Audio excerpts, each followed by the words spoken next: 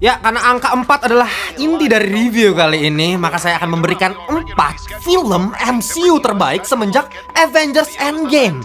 Tentunya setelah saya menonton film yang satu ini. Kenapa? Setelah Avengers Endgame kalian tahu sendiri jawabannya, gak usah gue perjelasin lagi lah ya. Ya, sudah pasti karena memang hampir semuanya sampah nih film-film MCU setelah Avengers Endgame. Memang masih ada beberapa yang terselamatkan dan gue akan rangkum dalam 4 film yang terbaik. Yang satu menurut gue sudah tidak terbantahkan lagi, The Legend, The Lord, The Myth himself, The Guardians of the Galaxy Volume 3 ya. Ini case close ya, gak ada perdebatan, gue kagak terima argumentasi apapun itu. Karena ini bener-bener jauh dibanding peringkat 2, peringkat 3, peringkat 4 dari nomor 1. Satu-satunya film MCU yang masuk ke level top marko top, artinya di atas rating 9 setelah Avengers Endgame. GOTG satu-satunya volume 3. Ya, di peringkat 2 gue akan taruh Shang-Chi and the Legend of the Ten Rings. Nah, udah peringkat 2, peringkat 3, peringkat 4 lu kayak bebas, terserah lu mau susun kayak apa. Tapi buat gue Shang-Chi karena punya identity yang jelas, Asian culture, actionnya, koreografi luar biasa. Di peringkat 3 bukan Spider-Man No Way Home, tapi Spider-Man Far From Home. Dan kita masuk di angka yang paling spesial, peringkat 4 Thunderbolts. Oke, sebelum gue jelasin deh kenapa gue taruh film yang satu ini di bawah film Thunderbolts, ada baiknya saya sih punya plan untuk menyingkirkan dulu nih para fans-fans MCU yang tidak bisa berpikir secara jernih lagi nih, karena otaknya sudah terracuni dengan kebangkitan MCU, kebangkitan MCU, kebangkitan MCU sampai mampus, sampai kiamat, sampai Dajjal datang masih kebangkitan MCU. Nah, ini orang-orang seperti ini kita singkirkan dulu dengan cara apa? Kita bahas dulu positif-positifnya dulu kali ya. Layaknya kambing kurban, kita kasih makan dulu, kita gendutin dulu kambingnya. Nanti pada suatu saatnya nanti nih kita sembelih bareng-bareng. Kita kasih dulu bagus-bagusnya dulu ya, nggak usah banyak bacot ya. Film itu dibagi jadi 3 bagian, 3 elemen: visual, audio, sama plot. Dah, sederhana. Kalau kita ngomongin secara visual, kita ngomongin secara audio, udah, gue langsung angkat tangan, langsung udahlah, ngomong aja langsung ya. Kata kunci kita semuanya, let's go. Absolut cinema, bos. Oke, kita bahas satu-satu ya. Kita mulai dari visual dulu, kita bedah visualnya. Ngomongin visual, lu terserah, lu mau bantah gua, lu mau debat gua, tapi buat gua ini adalah film MCU dengan visual terbaik yang pernah gua tonton. Mungkin satu-satunya yang bisa menyamai atau bahkan mungkin bisa melebihi ini yaitu Guardians of the Galaxy Volume 3. Tapi kalau film yang lain ya, gua rasa kayak nggak ada lagi film MCU yang lebih bagus lagi dari ini gitu secara visual. Mau dari production design-nya, dari kostum-kostumnya, penataan rambut, makeup, itu semuanya menurut gue ya peak bro, peak seriusan. Akhirnya ini yang selalu gue permasalahkan dari film-film MCU belakangan ini, yang selalu terjebak dalam satu formula yang sama, satu template yang sama, tanpa punya identitas yang jelas. Bener-bener pakai pattern yang sama, diulangin dulu sampai mampus, sampai mabok, sampai anak-anak lu nonton MCU gitu. Udah capek gue. Tapi ini akhirnya MCU sadar ya, mungkin karena juga film ini tidak berada di universe utama kita. Ini universe yang berbeda di 828. Dan dengan universe yang berbeda ini, MCU itu benar-benar bebas, lepas dari semua pattern-pattern, template-template yang ada. Udah, kita bisa benar-benar bikin mulai dari nol. Teknologi seperti apa, dari segi color palette bagaimana, dari segi karakter orang-orangnya bagaimana, dari sistem politik, sistem dunianya berjalan seperti apa, itu benar-benar bisa kita buat dari nol lagi tanpa terpaku dengan universe yang kita udah nonton selama ini gitu. Makanya ya di sini benar-benar fresh banget. Latar tahunnya aja bisa diotak-atik. Di sini bisa pakai 1960 tapi udah terkesan modern gitu. Jadi mengambil konsep retro futuristik yang dimana pada tahun 1960 berarti artinya sebelum adanya Iron Man muncul gitu, sebelum adanya di Avengers, Fantastic Four ini menguasai dunia. Dalam artian mereka yang memimpin dunia, mereka jadi pahlawan super yang paling dikagumi di seluruh dunia. Dan mereka tuh udah ibarat jadi kayak simbol bagi harapan kemanusiaan di film yang satu ini. Makanya kalau kalian udah nonton film ini dan kalian bingung, loh kok ini apa-apa ditentuin sama Fantastic Four gitu, ini Kim Jong Un-nya mana nih, Donald Trump mana, Putinnya mana, kok kagak ada. Karena apa? Karena otoritas tertinggi di universe 828 ini bukan dipegang oleh politik atau militer ya, tapi dipimpin oleh ilmuwan.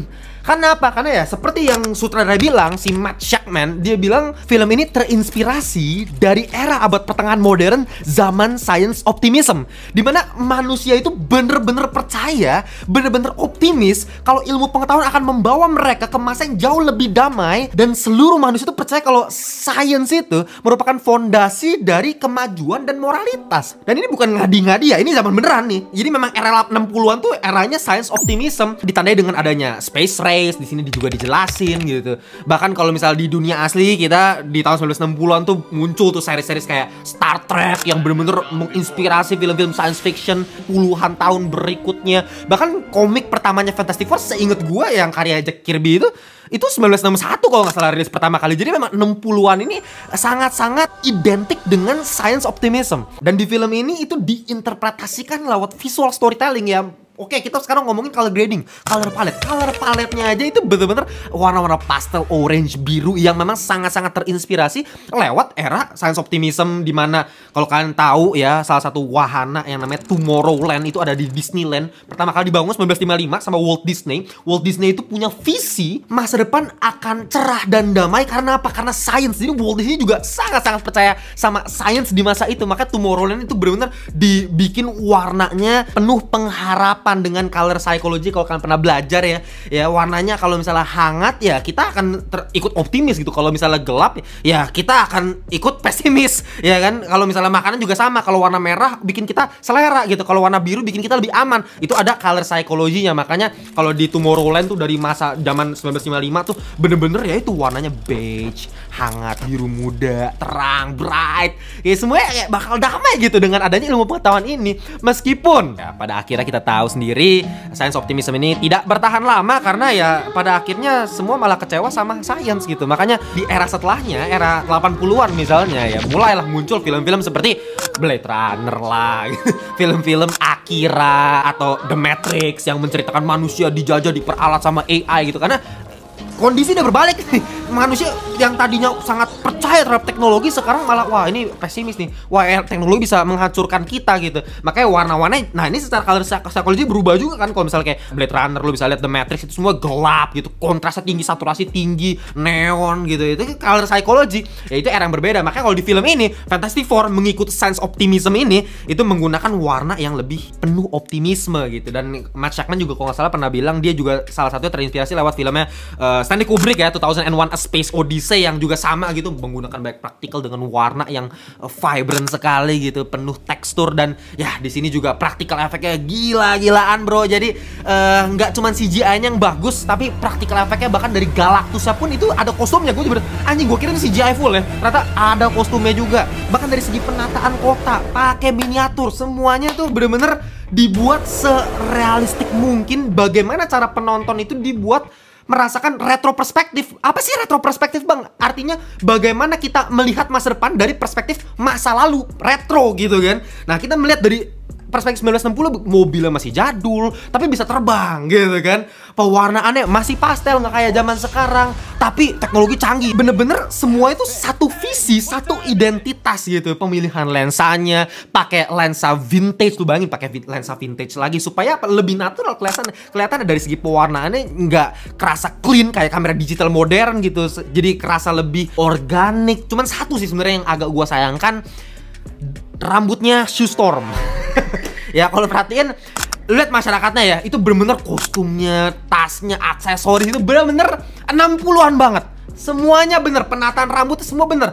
Tapi yang aneh cuma satu, Sue Stormnya itu rambutnya bener-bener rambut ya cewek zaman sekarang gitu. Ya itu satu dari sekian banyak hal yang bagus. Jadi ya oke lah, gue gak ada masalah. Dari segi visual kita tutup dengan Absolute Cinema. Kita lanjut ke part berikutnya, yaitu ngomongin audio. Udah audio juga anjing banget lah. Lu kalau nggak tahu ya komposer siapa, Michael Giacchino. Masih nggak tahu juga? Oke, ya. Nih, lu tahu lagu ini kan? Lu tahu lagu ini juga? Ini.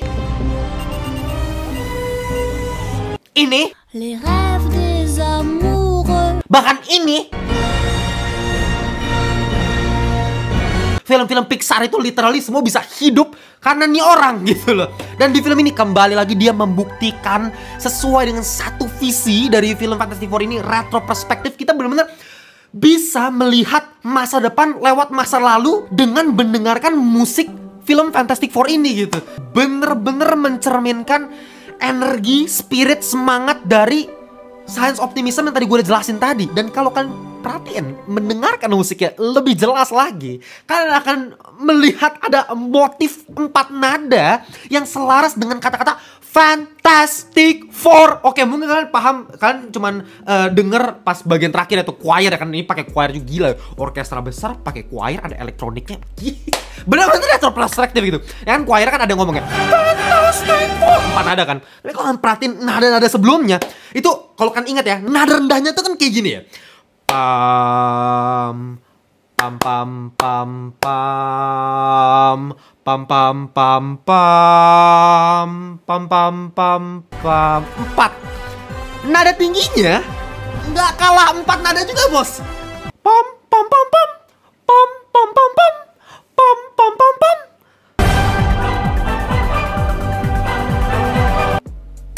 Nada rendah mewakili, merepresentasi hubungan Fantastic Four dengan umat manusia. Nada tinggi merepresentasi hubungan Fantastic Four sebagai diplomat bumi ke dunia kosmik alam semesta. Anjing.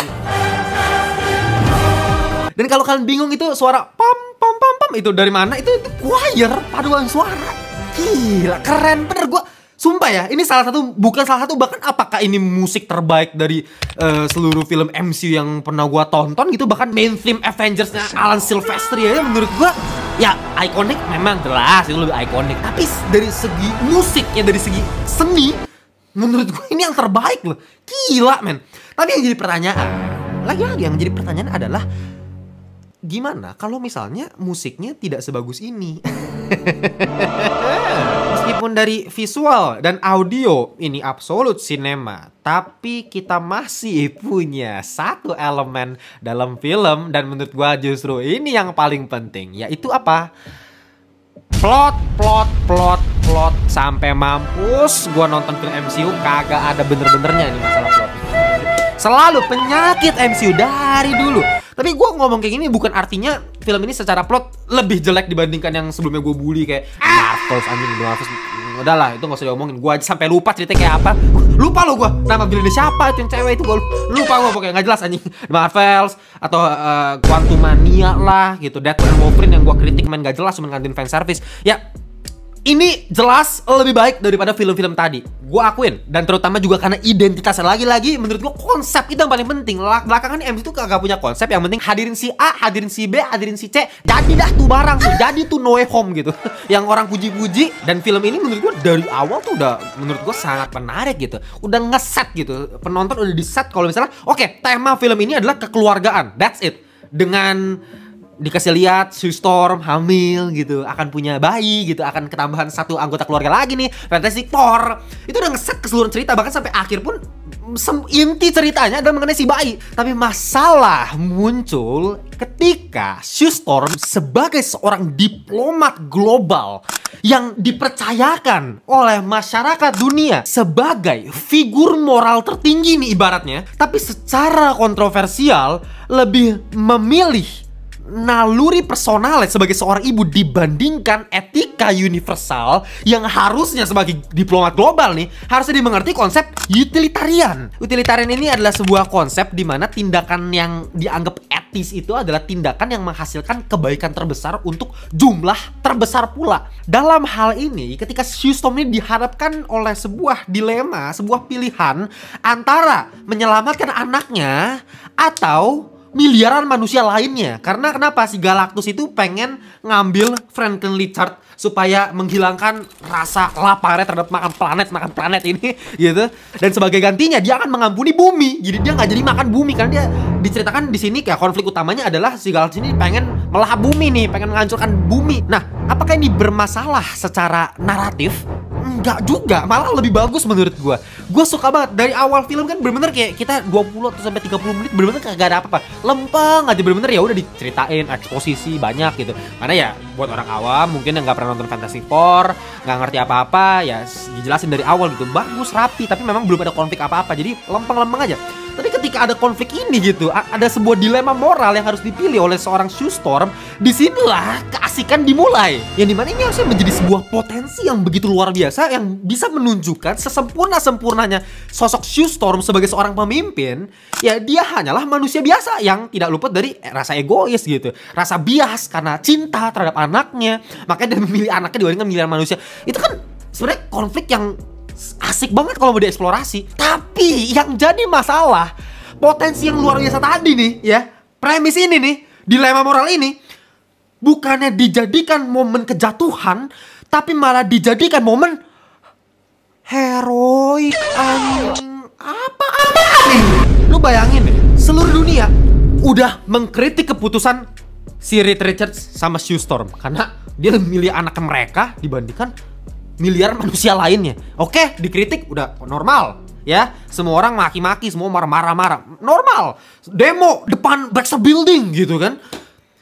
Tapi lu bayangkan, hanya dengan sepatah dua patah kata dari seorang Sue Storm bisa merubah persepsi publik secara 180 derajat. Dari yang awalnya publik mengkritik gila-gilaan besar-besaran, semuanya beralih menjadi mendukung. Hey, sadar. Come on. Bayi lu gimana bro? Bayi lu gimana? Bayi lu baru punya bayi nih, baru melahirkan nih bini lu gitu. Tetangga lu juga baru melahirkan. Kompleks sebelah pun pasti ada yang baru melahirkan juga.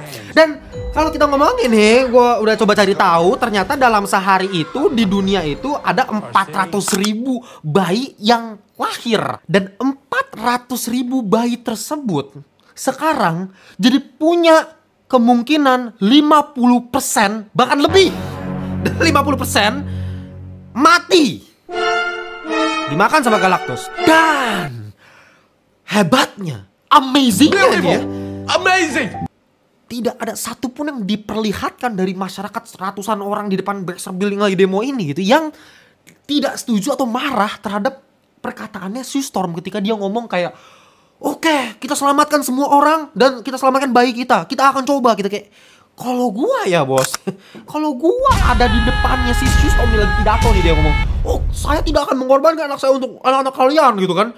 Dia ngomong kayak begini di depan gua nih. Gue maju, gue mencun lu. Ya kalau misalnya nanti ada director's cut yang ditambahin, ternyata oh selama ini si Sue Storm ini juga belajar sama Itachi, belajar genjutsu. Oke, make sense. Gue terima lah. Tuh, ya. Tapi kan enggak, di sini dia nggak ada punya kemampuan menghipnotis orang gitu. Tapi kenapa buat gue ini jadi masalah fatal? Karena plot di film ini secara tidak langsung memaafkan pilihan Sue Storm tanpa memberikan konsekuensi yang setimpal terhadap pilihan yang kontroversialnya itu gitu loh.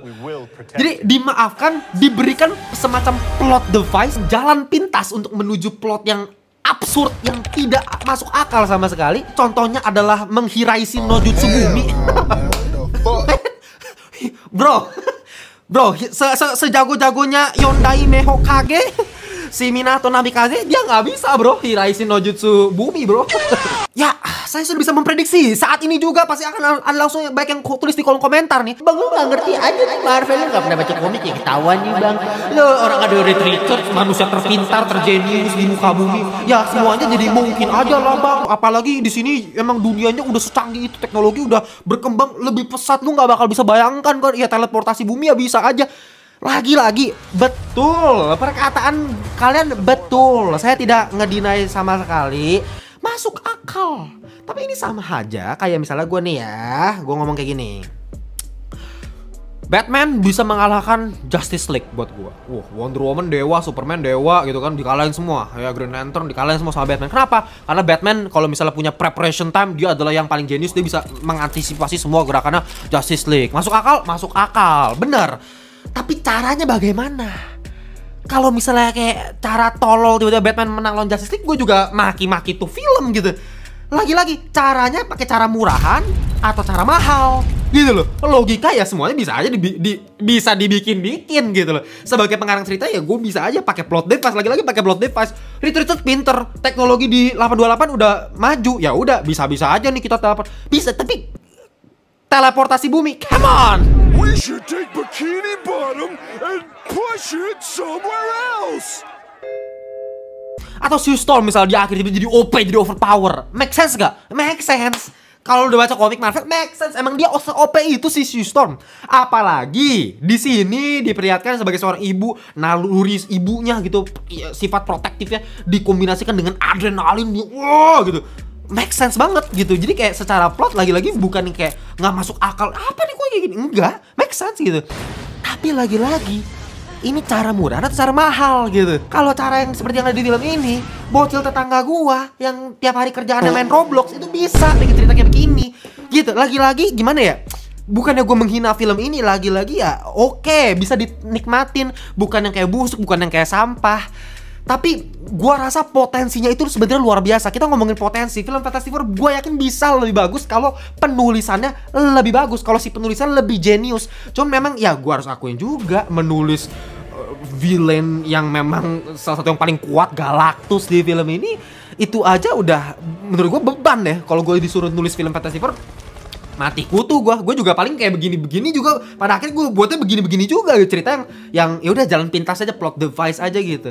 Tapi kan ya kita sebagai penonton, gue expect lebih dari film Fantastic Four ini. Ya sama aja kayak misalnya Captain America Brave New World, khotbah no jutsu si Red Hulk gitu kan. Terus tiba-tiba jadi kalah si Red Hulk kayak gitu.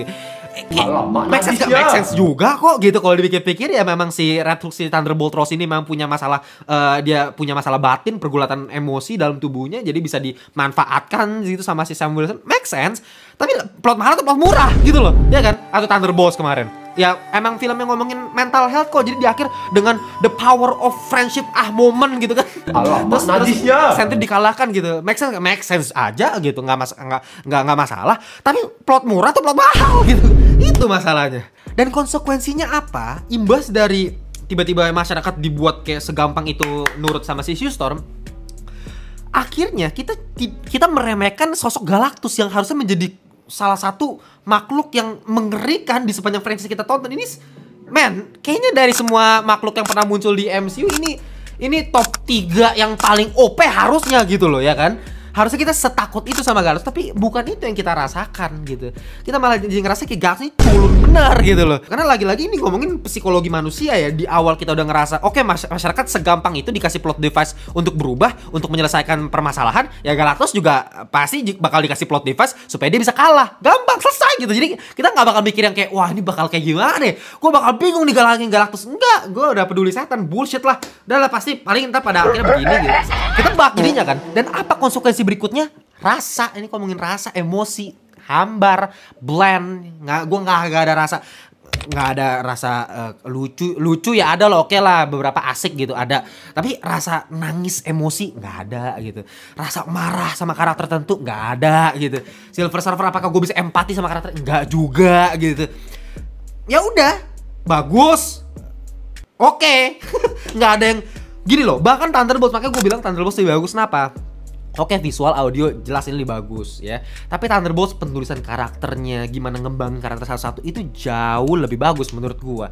Makanya sampai akhir pun Red Guardian yang jadi kita paham ini karakter-karakter yang pecundang masyarakat, mereka teriak-teriak di jalan, kagak ada yang peduli gitu, orang naik sepeda, ini siapa gitu. Kalau Avengers dikerumunin kan, kalau ini Thunderbolts siapa, kagak peduli lu gitu. Tapi mereka pada akhirnya nyelamatin orang-orang di sekitar, terus ditepuk tangan. Wow, itu wah, kok gue jadi bangga ya sama si John Walker gitu, karakter yang gue benci di seriesnya gitu lah ibaratnya kan. Atau si Red Guardian ketika dia iniin anak kecil, bahagia, tiba-tiba anaknya jadi bayangan. You're safe, little one. Gue langsung kayak gitu kayak shock gue. Perasaan itu nggak ada sama sekali film ini. Galactus masuk ke bumi, jalan-jalan gitu kayak oke, gue mending nonton Godzilla. Tapi ingat, lagi-lagi film itu subjektif dan gue yakin mungkin mayoritas masyarakat akan lebih suka sama film yang satu ini dibandingkan Thunderbolts. Gue yakin, kenapa? Karena gue tau lah tipikal penonton Indonesia kebanyakan ya, gue bilang kebanyakan itu lebih ngelihat visual, yang penting visual keren, musik keren, udah langsung kayak oke, ini pasti bagus gitu, ini film bagus. Makanya kayak ya orang pasti akan lebih suka kan film kayak Avatar dibandingkan 12 Angry Men gitu yang udah kagak ada musiknya, kagak ada warnanya, anjing apaan cuman dialog doang, orang pasti nggak suka. Tapi kalau buat gue nih, kita ngomongin subjektif ya, buat gue ya penulisan penulisannya lebih luar biasa meskipun genre beda ya. Avatar, tapi Avatar kan ya revolutionary CGI, that's it gitu. Secara penulisan benar-benar mediocre mampus gitu. Nah, sama halnya film ini ya, Thunderbolts buat gue secara penulisan lebih bagus, tapi mungkin orang akan ngerasa ini kok endingnya aneh nih, nggak klimaks nih kok pun dapat ya. Selera lagi-lagi gitu. Jadi gue nggak bisa menentukan selera lu, ya lu nonton aja, dan gue rekomen kok film ini buat kalian tonton. Dan ya meskipun gua banyak kritik film ini, pada akhirnya satu kesimpulan, ini sama sekali nggak bisa dibilang sebagai film MCU yang gagal. Ini film MCU yang lagi-lagi sukses. Final score yang bisa gua kasih adalah 7,6/10 alias mediocre. 2 film MCU secara beruntun ngelantur kasih di atas 7 rating file score-nya. Apakah jangan-jangan benar kalau ini adalah kebangkitan dari MCU?